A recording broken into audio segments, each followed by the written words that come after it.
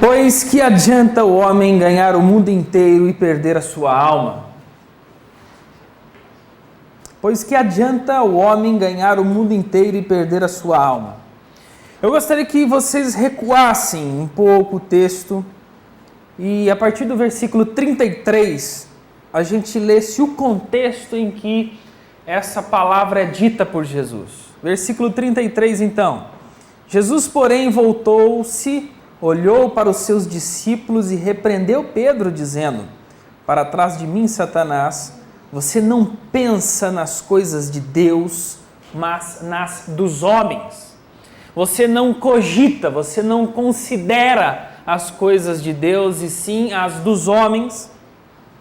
Então ele chamou a multidão e os seus discípulos e disse: se alguém quiser acompanhar-me, se alguém quiser ser o meu discípulo, se alguém quiser ser o meu seguidor, negue-se a si mesmo e tome sua cruz e siga-me. Pois quem quiser salvar a sua vida, a perderá. Mas quem perder a sua vida por minha causa e pelo Evangelho, a salvará. E aí então é inserido o tema do nosso acampamento. Pois que adianta o homem ganhar o mundo inteiro e perder a sua alma? Quero que você ore mais uma vez juntamente comigo. Senhor, nós te pedimos perdão, Senhor, pela falta de seriedade que nós temos com a sua palavra. Nós queremos pedir perdão, Senhor, por tantas coisas que nós colocamos na hierarquia de prioridades na frente da seriedade e do respeito e da submissão que nós temos que ter para com a sua palavra. Nós queremos pedir perdão, Senhor.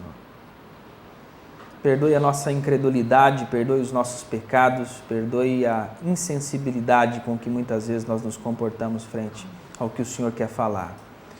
Por isso, muito obrigado por este momento em que o Senhor preparou para estarmos submetidos à sua palavra. Converte-nos para ti mesmo, transforma o nosso coração, para que mais do que submissos à tua palavra, nos rendemos em adoração e louvor ao Senhor aqui neste lugar, nessa noite. É o que nós te pedimos em nome de Jesus, Senhor. Amém.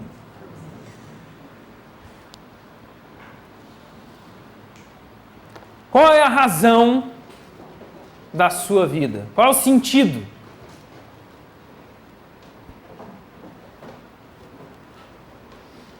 A razão da nossa vida é aquele motivo pelo qual nós estamos dispostos a perder a nossa vida.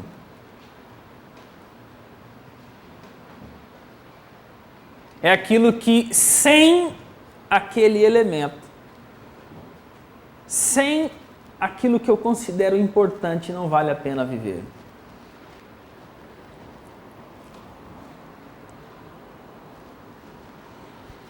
Pelo meu filho eu mato e morro.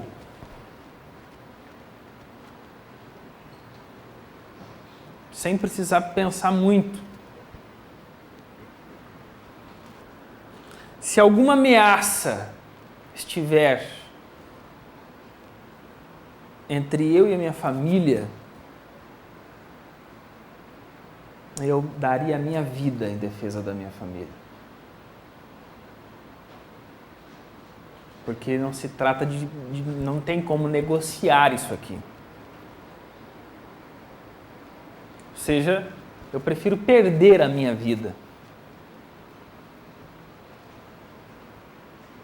em defesa daquilo que faz sentido para mim, aquilo que é a razão do meu ser, aquilo que é importante, aquilo que é caro para mim, aquilo que vale muito para mim, aquilo que é essencial, aquilo que queima nas vísceras. Sem isto, nenhuma outra respiração depois daquilo faria sentido. Eu não consigo conceber a minha vida sem essas pessoas que são tão caras para mim, como são os meus filhos e a minha esposa.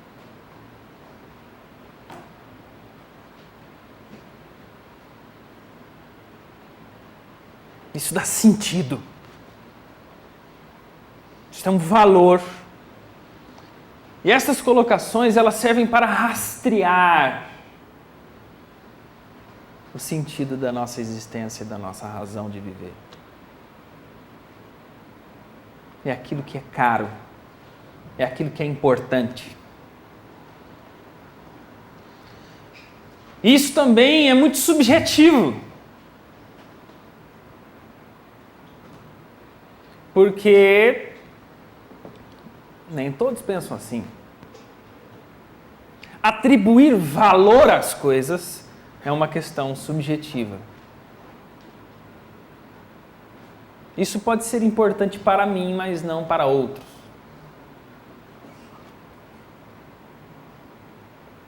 Mas é um tipo de pergunta que serve para rastrear, para identificar, para conseguir localizar aquilo que tem valor na minha existência e na minha vida.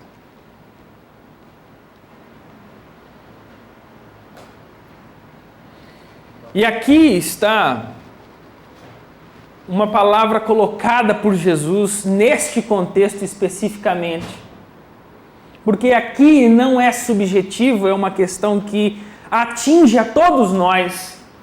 Nós queremos preservar aquele sujeito que mais custa para nós, que somos nós mesmos.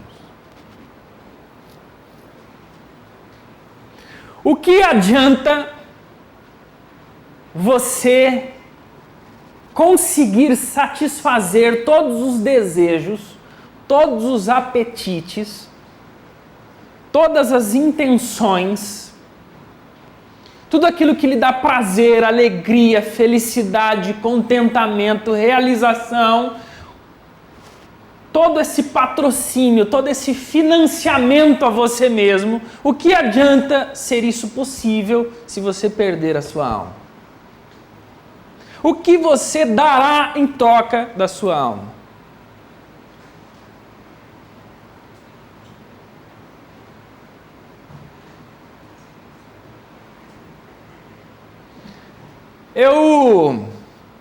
Cada geração,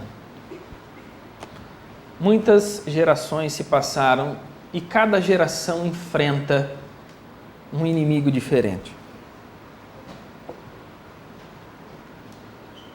E o inimigo que nós enfrentamos nos dias atuais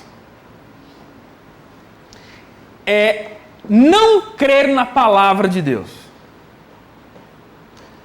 E não é simplesmente não dar crédito, é ter uma outra interpretação, é ter um outro valor acerca dela, é dar outro sentido e outro significado a ela. E uma das articulações que nós estamos cada vez mais hábeis em fazer acerca da palavra é imaginar que não existe juízo. Que não existe isso. Não existe essa parada de que vai ter um acerto de contas depois. Tudo que existe é esse tempo agora e depois não tem mais nada. A nossa geração enfrenta, mais do que outras, um terrível secularismo com muita sofisticação para não simplesmente desacreditar a palavra de Deus, mas colocar outros sentidos e outros significados no lugar dela. Não trata-se simplesmente de um descrédito, mas se trata de um evangelho às avessas. É aquele tipo do evangelho que é uma boa nova para a velha criatura. Não é simplesmente desacreditar na palavra de Deus, mas é ter um evangelho invertido, que se torna uma boa notícia para o velho homem. E uma boa notícia para o velho homem é de que não tem juízo. Porque não existe o legislador, não existe transgressão, não tem acerto de contas em nenhum lugar. E as pessoas que acreditam nisso manifestam muita alegria e muito contentamento, até uma linguagem meio assim, quase que religiosa. As pessoas dizem, poxa, depois que eu conheci essa verdade, sabe, de que o que existe é só essa realidade aqui, depois as coisas terminaram, eu parei de ter medo do inferno, foi uma bênção na minha vida, graças a Deus.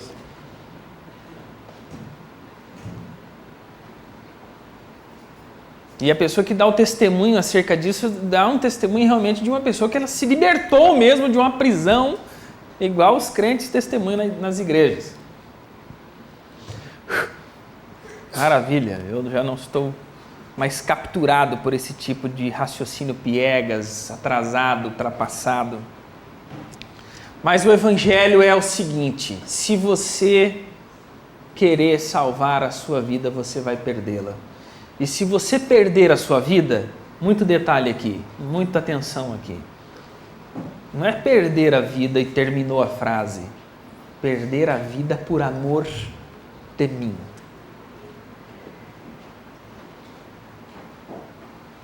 Perder a vida pelo amor ao evangelho. Você vai encontrar a vida.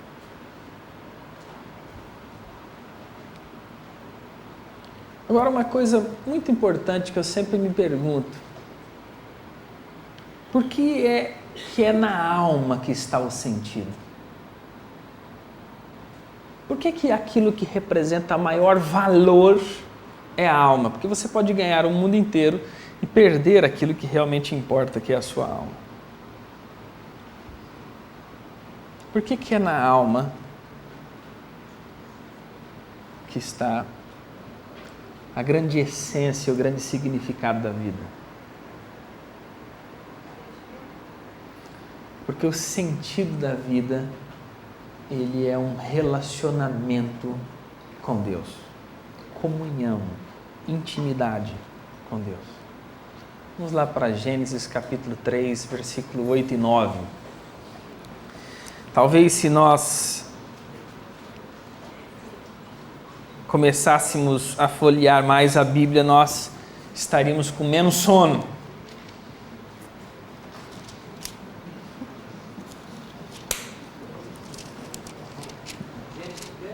Gênesis capítulo 3, versículo 8. Não, beleza, irmão, por favor. Obrigado.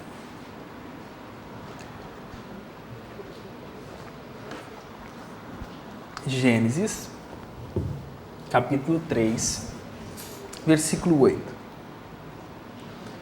Ouvindo o homem e sua mulher os passos do Senhor Deus, que andava pelo jardim quando soprava a brisa do dia, esconderam-se da presença do Senhor Deus entre as árvores do jardim.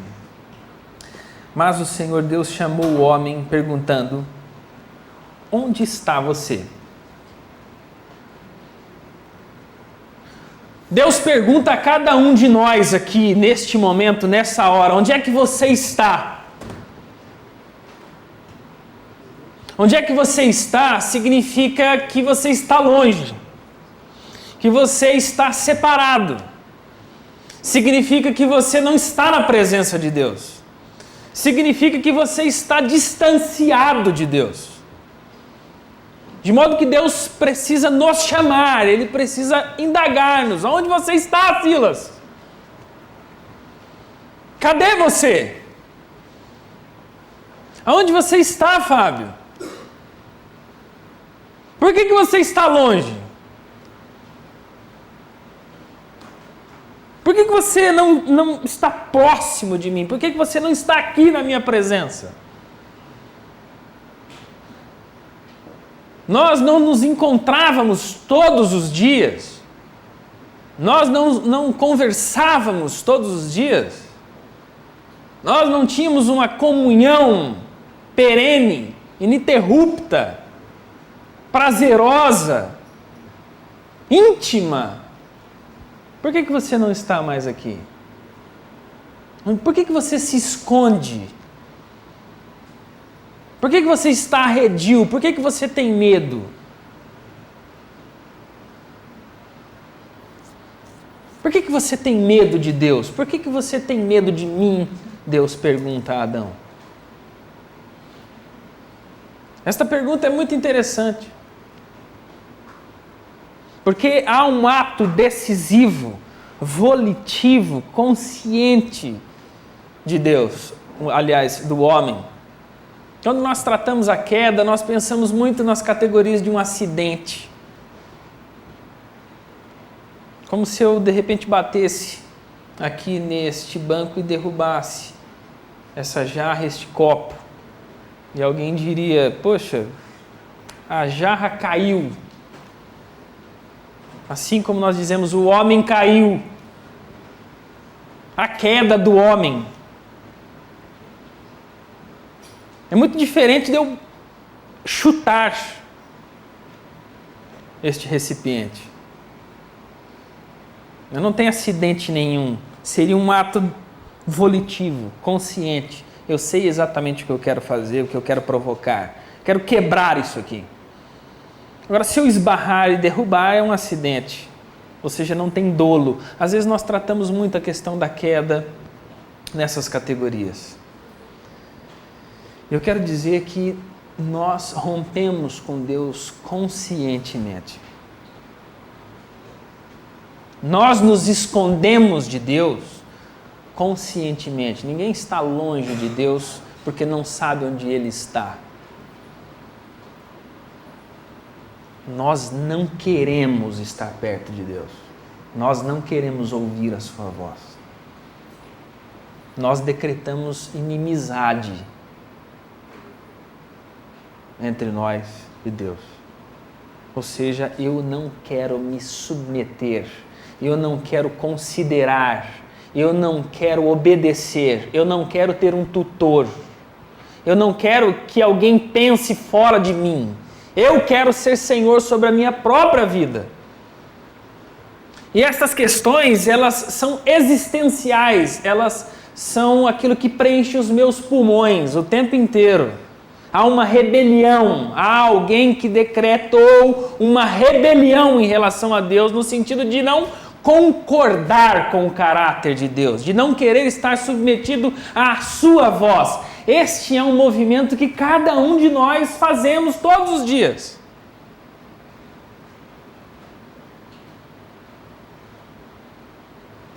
Isso deve ser mentira, isso não pode ser verdade. Não, isso não parece que não faz muito sentido. Não, isso é um livro que está escrito há muito tempo. Isso aqui foi escrito por manuseio e manipulação de pessoas que quiseram dominar as pessoas mais frágeis. Isso aqui serviu de domínio para escravizar um certo pensamento e formar um determinado valor. Enfim, nós pensamos dezenas de coisas, menos de que a palavra de Deus é a verdade. É necessário uma sinceridade, pelo menos a sinceridade de dizer: eu discordo de Deus.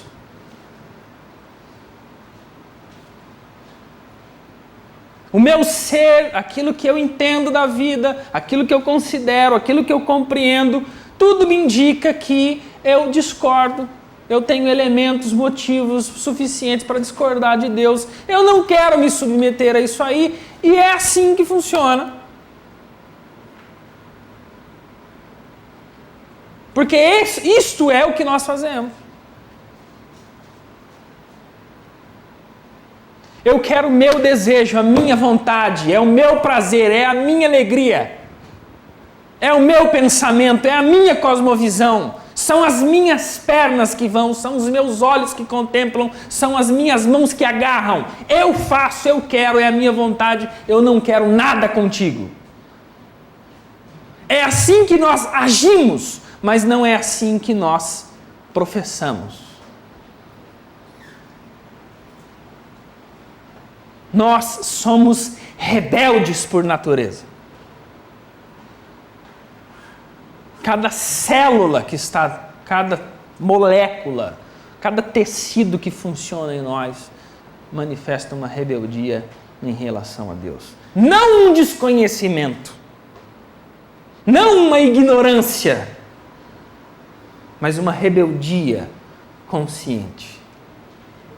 Eu me reconheço nu, é por isso que eu fugi. Há distância entre nós, não existe mais comunhão. Então eu ouço a sua voz, eu tenho medo. Porque antes eu tinha comunhão com o Senhor, agora eu tenho medo de que o Senhor seja o meu juiz. Por isso que nós temos uma certa simpatia por todas aquelas estruturas que nos dão conhecimento e capacidade de raciocinar para, de uma engenharia mental, matar Deus.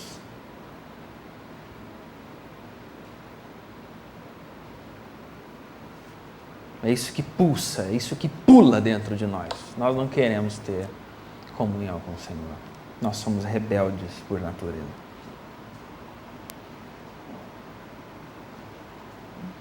Qual é a razão da sua vida? Qual é o sentido? O sentido da minha vida sou eu mesmo. É o meu entretenimento. São as minhas vontades. É a minha verdade. É a minha vaidade. São as minhas pulsões. É a minha cobiça. Eu quero ser senhor de mim mesmo. Eu quero dar vazão a tudo aquilo que pulsa dentro de mim. De modo que tudo que eu vivo, tudo que eu sinto, tudo que eu consigo captar é tudo aquilo que eu sou. Eu não posso abrir mão da minha vida. Seja a minha palavra verdadeira e não as outras.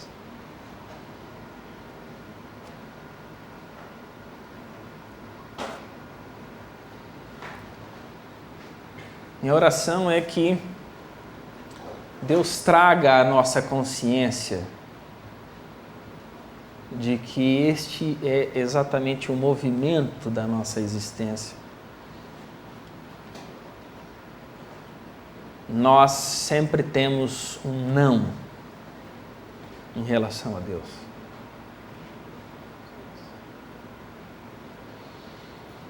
Minha oração é que Deus nos leve a essa consciência. Razão da vida tem a ver com propósito, objetivo, finalidade.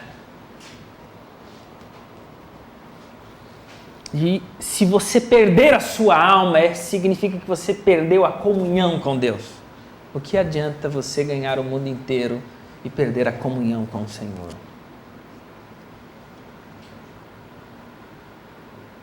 O que adianta? Eu tenho aqui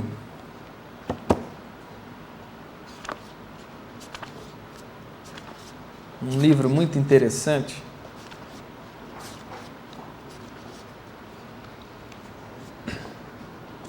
Santo Agostinho, no livro Confissões, ele tem uma oração muito interessante. E ela é bem curtinha. E ele diz a seguinte questão, e eu vou ler agora para vocês.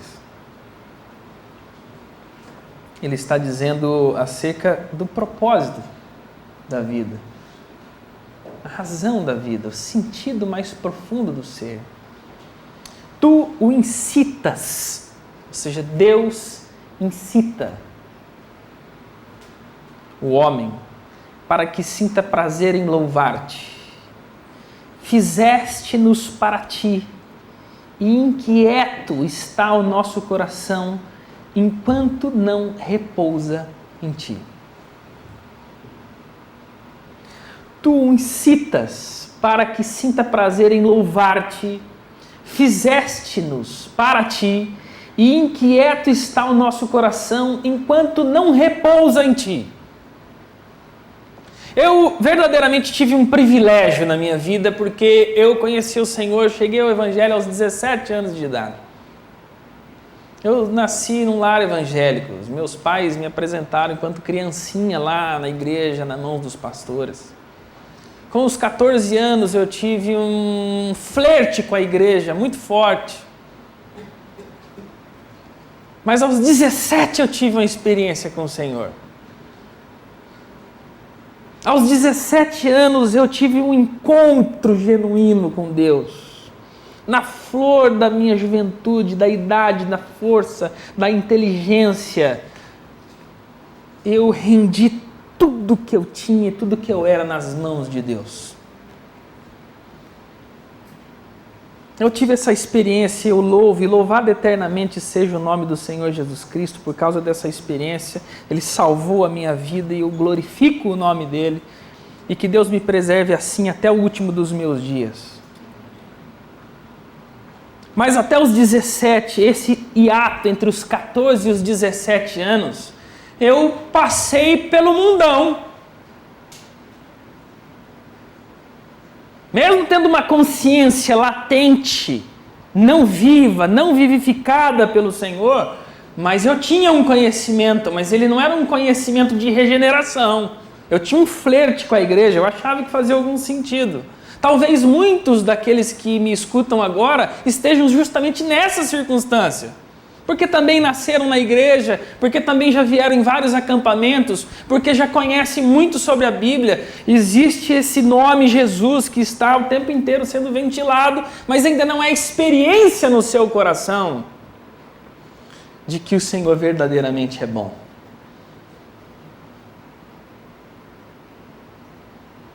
Porque neste ato eu sempre pensei da seguinte forma: deve fazer algum sentido, mas eu preciso explorar a minha vida um pouco mais.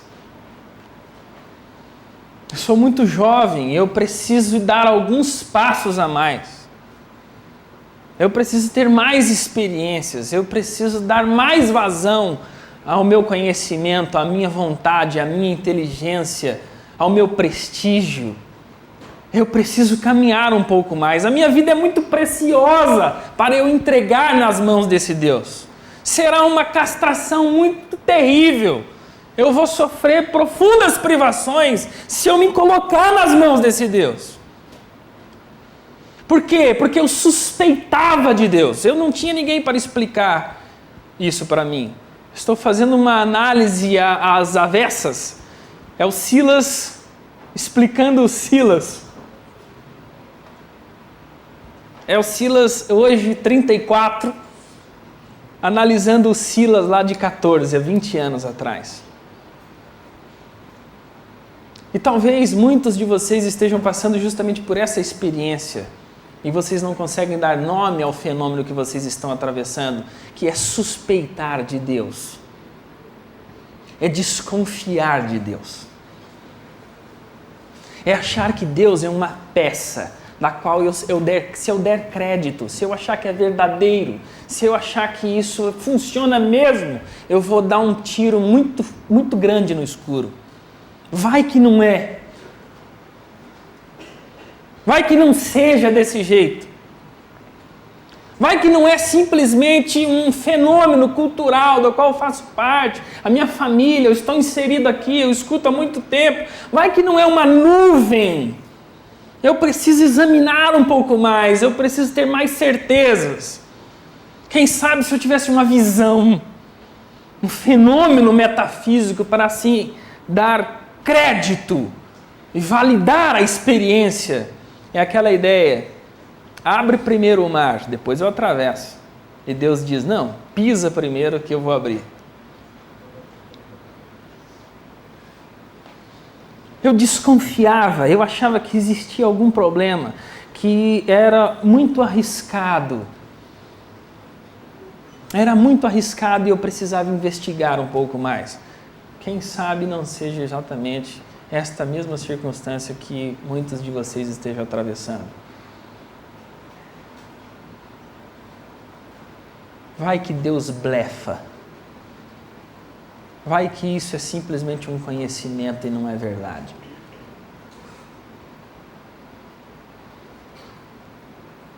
Mas, aos 17 anos, num desses lapsos de lucidez, que nós chegamos iluminados pela graça de Deus, pela persuasão do Espírito Santo, pelo convencimento do pecado, da justiça e do juízo, pela proclamação do Evangelho, pelo anúncio do Evangelho, eu tive certeza que aquele homem ensanguentado naquela cruz, chamado Jesus de Nazaré, subiu àquela cruz em meu lugar.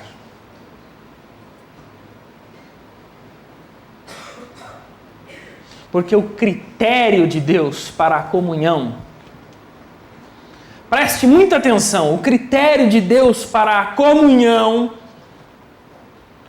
chama-se santidade. Deus não tolera o pecado. Pecado é rebeldia contra Deus.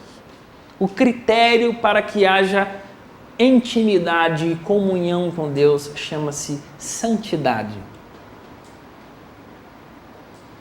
Deus não tolera o pecado e Ele não se relaciona com o pecador. Eu quero repetir. O critério para o relacionamento com Deus chama-se santidade. Deus não se relaciona, nem tolera o pecado e não se relaciona com o pecador. Por isso que a Bíblia diz que a alma que pecar, esta morrerá. E a palavra de Deus não volta vazia. Seja todo homem mentiroso e a palavra de Deus verdadeira. Passará os céus e a terra, mas a palavra de Deus não há de passar. Nem uma vírgula e nem um tio, toda ela há de ser cumprida. Porque Deus vela pelo cumprimento da sua palavra. E eu tive a experiência de que Jesus Cristo, ao subir ali naquela cruz, Ele pagou todos os meus pecados.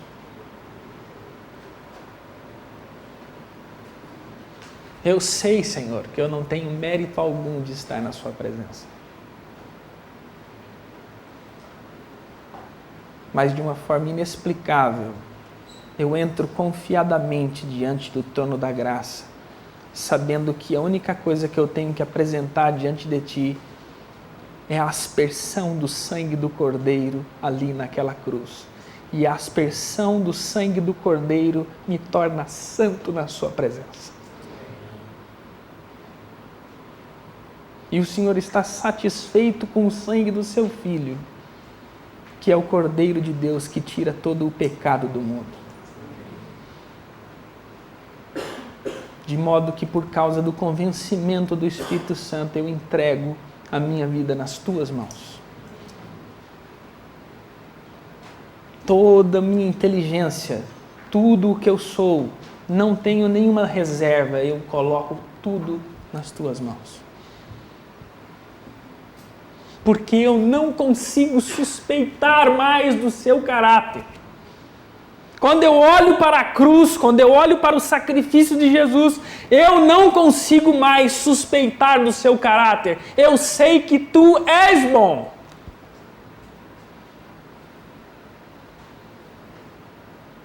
E a minha vida não tem mais valor nenhum se não for na sua presença e tendo comunhão profunda com o Senhor.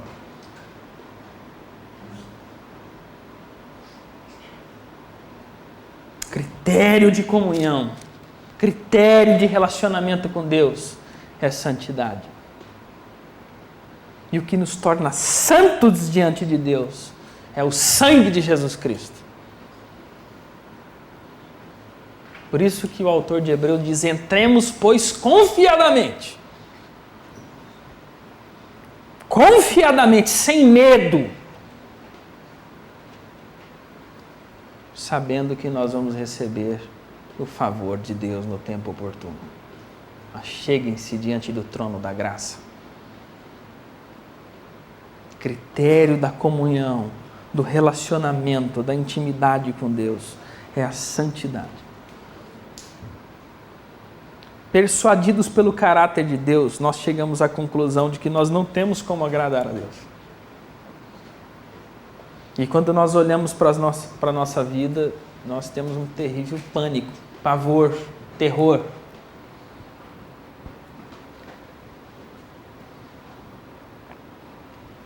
Quando olhamos para a santidade de Deus, a santidade de Deus não é um conceito abstrato. Cada um inventa conforme deseja. Santidade de Deus é o caráter de Deus. O ser de Deus é santo.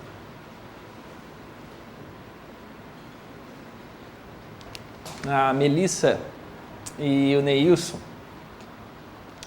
eles têm um santo costume, quando eles vão orar, eles dizem assim: Deus, tu és 3 vezes santo.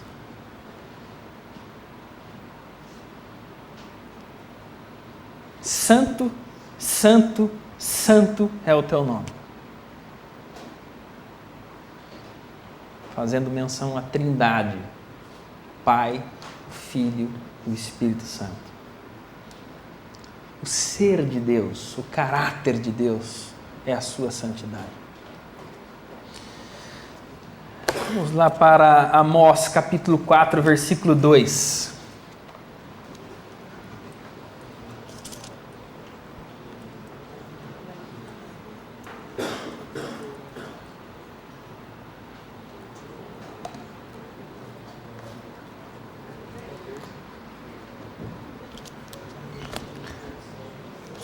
Amós capítulo 4, versículo 2.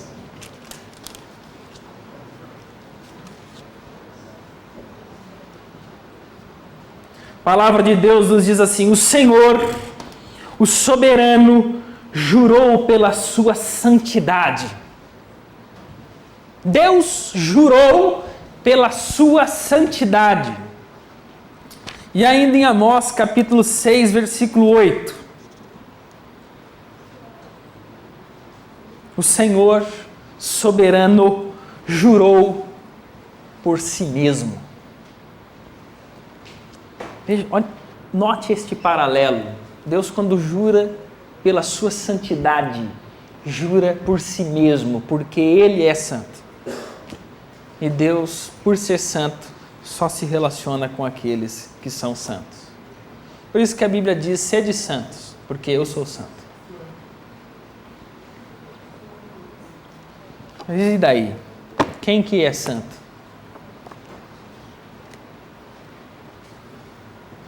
Essa é a angústia. Porque quando nós encontramos o caráter de Deus, nós encontramos a sua santidade. E quando encontramos a sua santidade, encontramos também o nosso pecado, a nossa rebeldia, a nossa rebelião. E quando nós estamos convencidos da nossa rebeldia e da nossa rebelião, nós temos que clamar por arrependimento. Palavra dos apóstolos: arrependam-se, arrependei-vos, porque é chegado a vós o reino de Deus. Arrependam-se dos seus pecados, arrependam-se da sua rebeldia, arrependam-se daquilo que vocês são e voltem-se para Deus. E arrependimento tem a ver com obediência. Arrependimento tem a ver com obediência. E eu trouxe um livro aqui, eu agora vou ler bastante. Eu li só três linhas ali, mas agora eu quero ler mais. Aliás, recomendo. Livro aqui de Dietrich Bonhoeffer, teólogo alemão. Tive a oportunidade de conhecê-lo em 2004. E eu queria ler com vocês aqui um pensamento acerca da obediência. E, sobretudo, para aqueles que estão atolados na doutrina, porque a doutrina é uma questão muito complexa. Quando você chega ao Evangelho, você conhece verdadeiramente o Senhor, você passa a ter comunhão com Deus. Mas chega um tempo que a doutrina se impõe e você parece que não conhece mais nada de Deus. Aí você precisa conhecer a doutrina, imaginando que conhecendo a doutrina você conhece Deus. Sabe como é que é? Você conhecia bastante Deus, era íntimo dele, tinha uma vida de intimidade, relacionamento, conhecimento, mas apareceram algumas perguntas, algumas coisas aconteceram na nossa vida e aí nós precisamos dominar a doutrina. E quanto mais próximos da doutrina, mais próximos nós estamos de Deus. É assim uma experiência com muitos dos irmãos. Então eu queria ler com vocês um capítulo chamado A Obediência Simples. Arrependimento tem a ver com obediência. Quando Jesus exigiu pobreza voluntária ao jovem rico, este verificou que estava diante da alternativa: obediência ou desobediência. Quando Levi foi chamado da coletoria e Pedro das suas redes, não tinham dúvida de que o apelo de Jesus era sério. Deviam abandonar tudo para o seguir. Quando Pedro foi chamado a pisar a superfície agitada das águas do lago, teve que se levantar e ousar dar aquele passo. Em tudo isso exigia-se uma única coisa: confiar na palavra de Jesus Cristo e considerá-la terreno mais sólido que todas as certezas do mundo. As forças que pretendiam interpor-se entre a palavra de Jesus e a obediência eram então tão fortes como são hoje. Opunham-se a razão, a consciência, a responsabilidade, a piedade e até mesmo a lei e os princípios escriturísticos intervinham para impedir que este extremismo, esta onda entusiástica, sem lei se propagasse. Mas o chamado de Jesus venceu todas as barreiras e impôs a obediência. Se hoje Jesus Cristo falasse desta forma a um de nós, através das Escrituras Sagradas, provavelmente argumentaríamos da seguinte forma: vejam o trabalho mental, os dispositivos mentais. É certo que Jesus nos ordena algo bem definido. Quando, porém, Jesus ordena, cumpre-me considerar que Jesus jamais exige obediência da lei. Antes procure em mim uma única coisa: que eu tenha fé. Minha fé, porém, não depende de pobreza ou riqueza ou de algo semelhante. Antes, na fé, posso ser tanto rico como pobre. O fato de eu não possuir bens não é essencial. O importante é que os possua como se os não possuísse e que esteja intimamente livre deles e não prenda a eles o meu coração.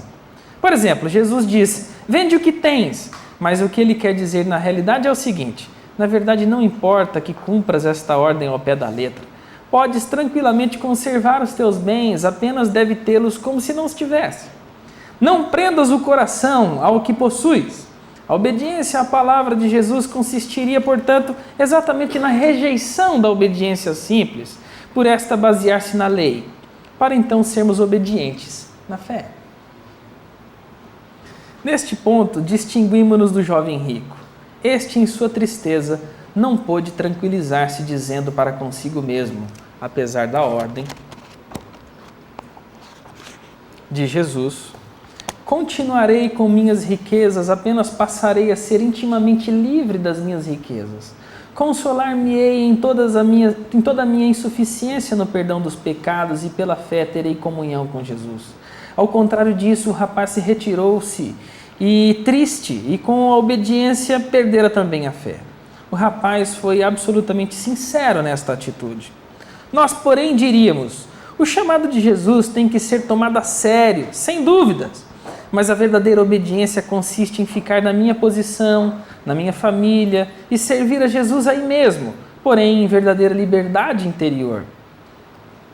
Por exemplo, Jesus diria: para fora. Nós, porém, entendemos este chamado como um convite para ficarmos lá dentro, embora no espírito tivéssemos saído. Ou então Jesus diria: não vos preocupeis. Nós, porém, entenderíamos: mas é claro que temos que nos preocupar e trabalhar para o sustento da família e do próprio sustento. Qualquer outro procedimento seria irresponsável. O que se requer é que no íntimo estejamos livres de tais preocupações. Ou ainda Jesus diria: a qualquer que te ferir a face direita, volta-lhe também a outra. Nós, porém, entenderíamos: é na luta e é na réplica que se engrandece o homem, no amor pelo irmão. Finalmente, Jesus diria: buscai em primeiro lugar o reino de Deus e sua justiça. Nós, porém, entenderíamos: é claro que bem antes disso temos que nos preocupar com 1000 outras coisas. De outro modo, como poderíamos nos subsistir? O que se pretende exprimir é que o homem tenha disposição íntima de tudo empenhar pelo reino de Deus. Em tudo isso se constata uma coisa só: a abolição consciente da obediência simples, literal. Como é possível tal perversão? que sucedeu que a palavra de Jesus tenha que servir de semelhança brincadeira, entregue à zombaria do mundo?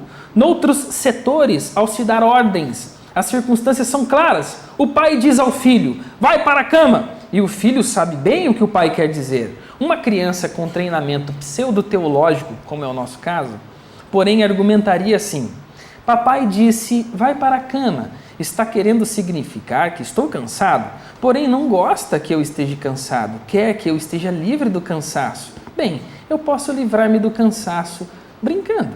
De fato, meu pai disse, vai para a cama, mas o que quer dizer, na verdade, é, vai brincar.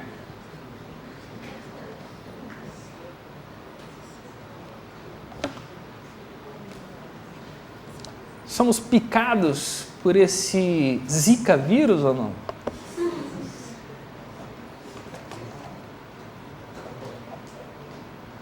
Fazemos ou não fazemos arranjos para fazer da palavra de Deus a nossa palavra?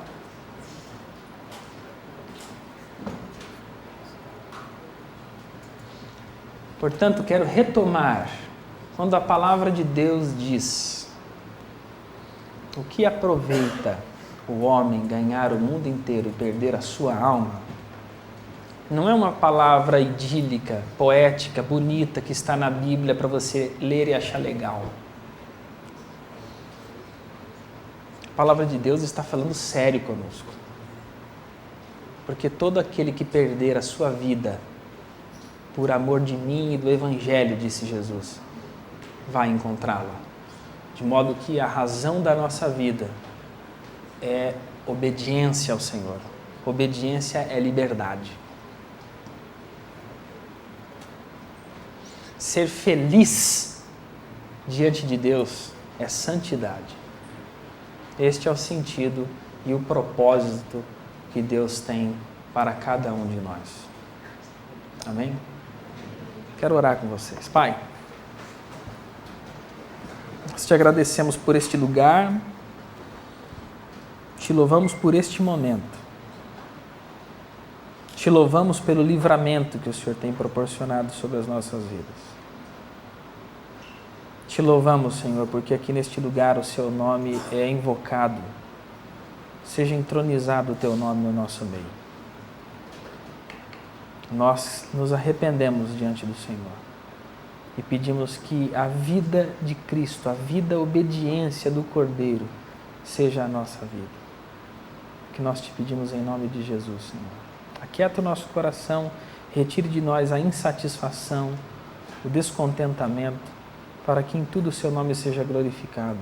É o que nós te pedimos nesses dias, Pai. Amém.